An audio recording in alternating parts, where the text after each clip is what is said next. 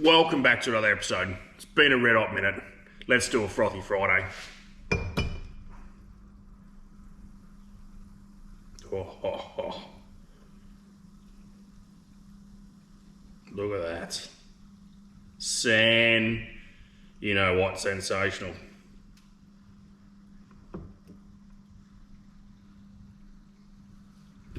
Oh.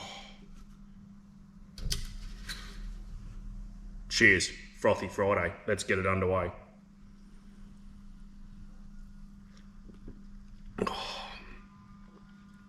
Oh.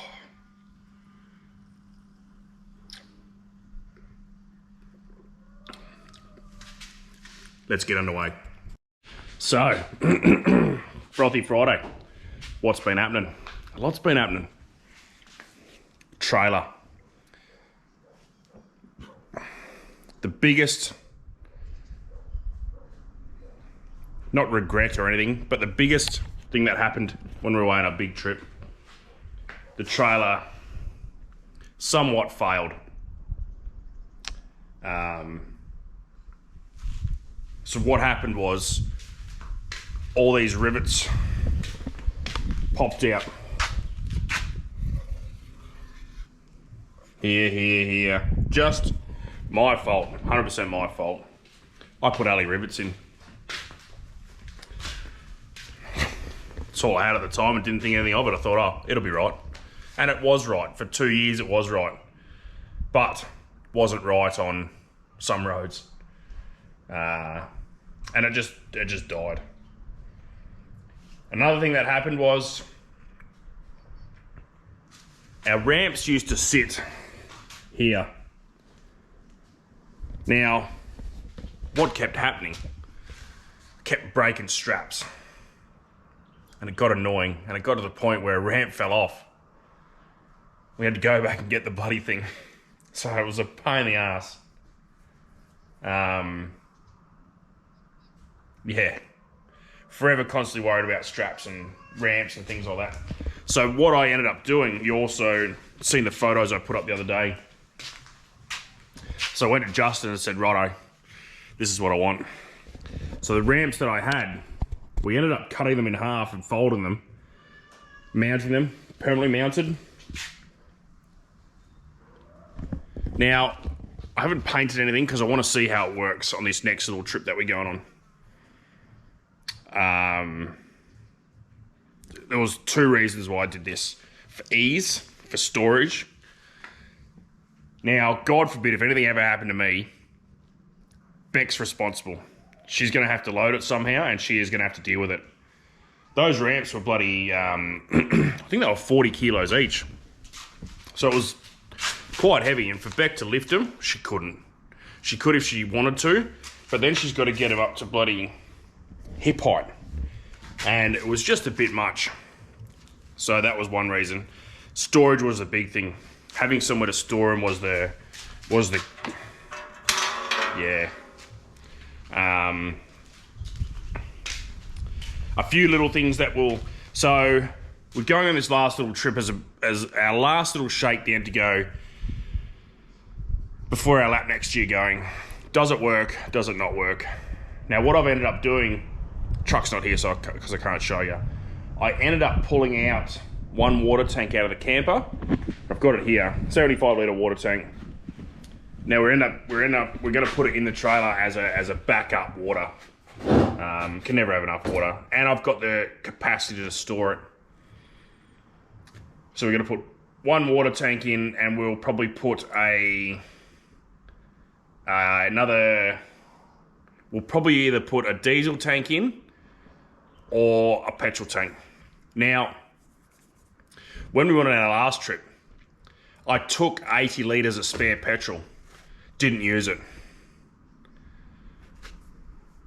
You know, it all depends on, you know, seasons and blah, blah, blah, and whatever else, but we didn't use it. Buggy's quite good on fuel. The boat's got 90 in it, 90 litres of fuel, so it's massive amounts of fuel. If you went somewhere really remote, yeah, maybe, but most places you can get fuel these days. I'll definitely be taking the diesel because we use the diesel. I reckon the diesel was a godsend. just to get us that little bit further to a cheaper servo.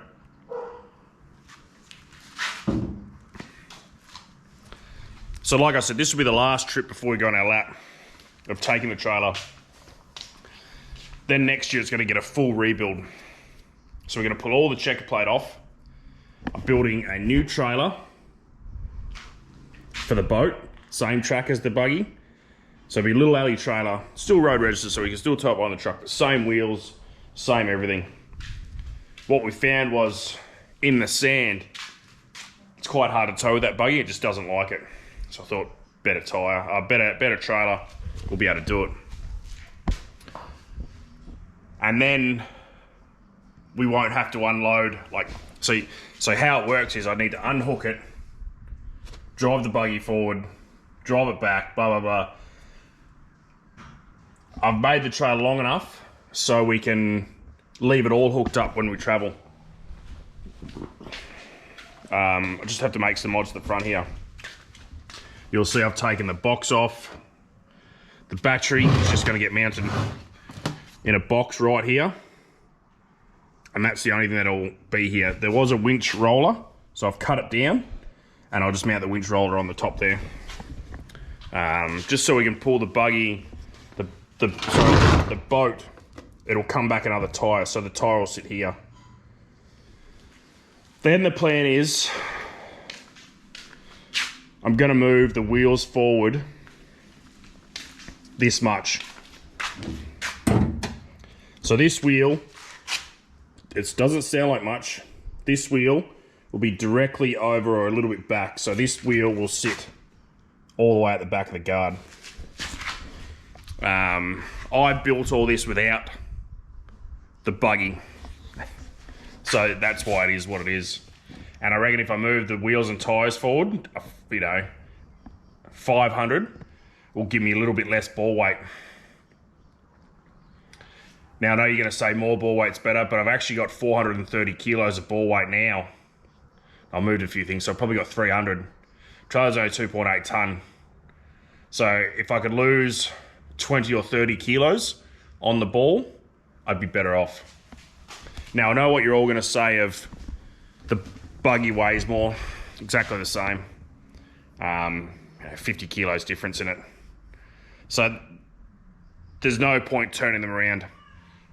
And the way this is set up, it's so easy to use the buggy, especially with being so long. Most places, we can just pull the buggy off, go for a quick rip, and see if we can actually get in there. So there's no way I'll change it around. Yeah, because then I'll have too much overhang. There was lots of reasons behind it why I didn't do it. So, yeah. There was also a spare tyre mounted in there for the trailer. But now, I've snuck it under here. Now it's only held in with the same system as that, but with a pin in it so it can't fall out. It's tight as hell. It's never going to come off. It is a bit of a pain to get the wheel out. I need to get the jack off, jack it up with a bit of wood and undo it. If you've got a flat tyre, you're in the shit. It doesn't really hang any lower than the chassis. Not that you'd notice it. I think anyway. So yeah, next year the trailer is going to get a full strip down.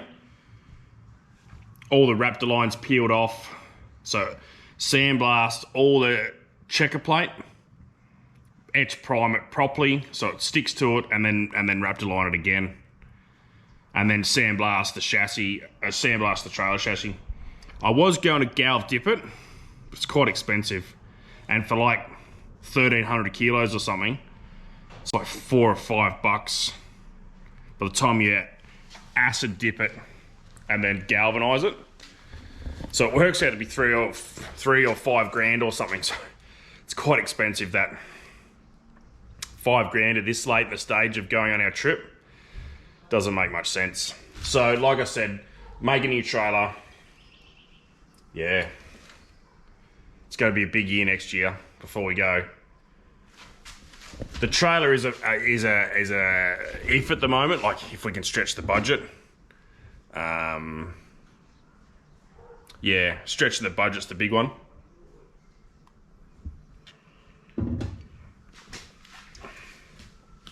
I've taken all the jerry cans out of here because every time we had to take the boat off, I had to unload everything. And as you know, 20 kilos, unloading 8 jerry cans gets old. And you know, the age-old saying, if it's too hard, you don't want to do it. So, yeah, it's gonna be a big year. I might even I'll probably just take 20 litres of petrol. That way I can either store it at the boat or store it in the buggy. The buggy really comes into its own when we're so long. You can just rip it off and run in somewhere and go, okay, we can fit. That was the godsend of the buggy, I think. But it's all trial and error. This kind of stuff, not many people have done it. Just trying to make things easier and better. The more easy it is, the more we take the boat off and go fishing. Where at the moment, you've got to drive the buggy forward. I've got to get the jack off. I've got to jack that up because it's a bit too heavy to lift. You know, it just becomes a bit of a pain. Yeah, there's, you know, like I said, you just got to make it work for you, and this works the best.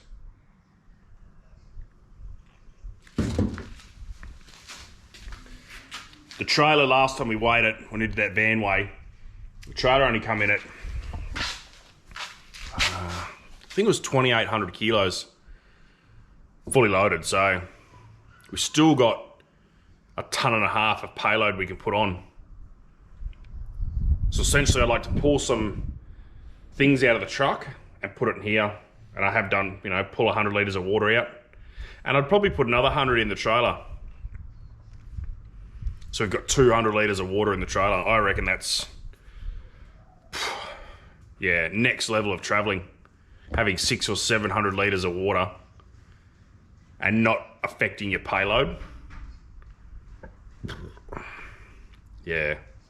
I'll probably, a few little things, I might make a, if I can find time, make a bracket and just put an awning on.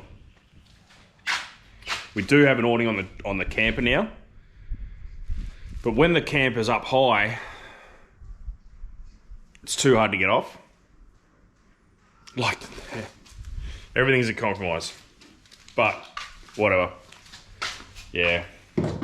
I was going to film building all this, but it was so trial and error that I just had to kind of make it work. So I didn't film anything, but it's quite easily made with some 50 by 50, with some pipe. Everything's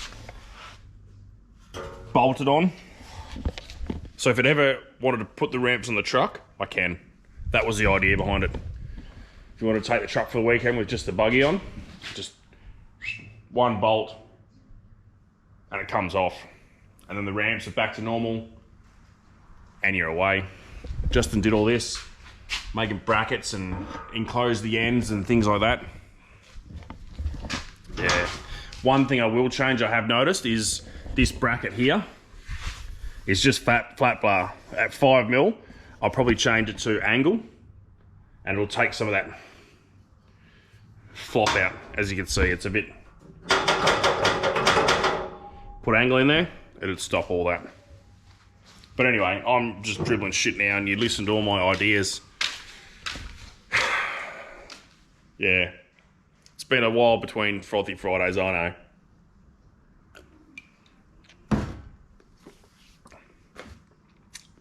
It's been a red hot minute. But there you have it. That's a bit of the build and what's going on and everything. But if you enjoy Frothy Friday, let me know. And might do more. Definitely do a couple on when we do our lap. Frothy Friday of, you know, a little bit of what's going on, where we're going, what we're doing. Yeah. Anyway, thanks for watching. We'll see you next time.